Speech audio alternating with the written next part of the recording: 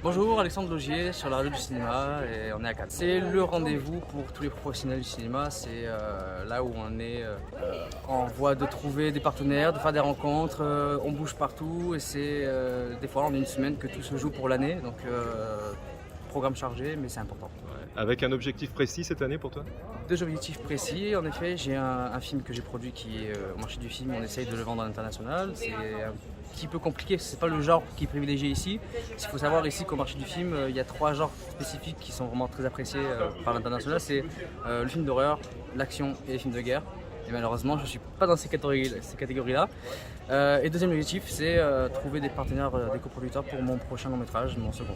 Mon projet de long métrage, c'est du genre, donc ça commence à bouger un peu en France, mais c'est quand même encore compliqué de produire du genre. Il y a encore le syndrome un peu les ch'tis, comme je dis. Un producteur français qui reçoit 100 scénarios différents, du thriller, du drame, de l'horreur. Il va privilégier toujours le scénario du nouveau Cadmirad, tu vois.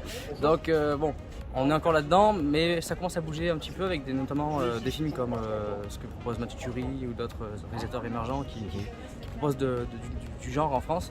Et des arrivées comme Paramount Pictures, une filiale de Sony qui spécialise justement dans le film de genre. Et ils commencent à produire 3 films par an là-dedans. Donc ouais, ça bouge, mais c'est encore un peu lent.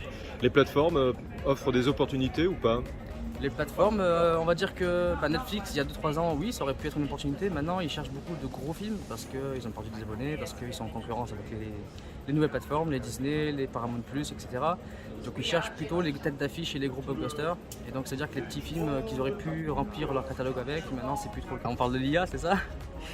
Non, l'humain sera toujours présent et moi je crois pas en l'extinction du cinéma dans tous les cas.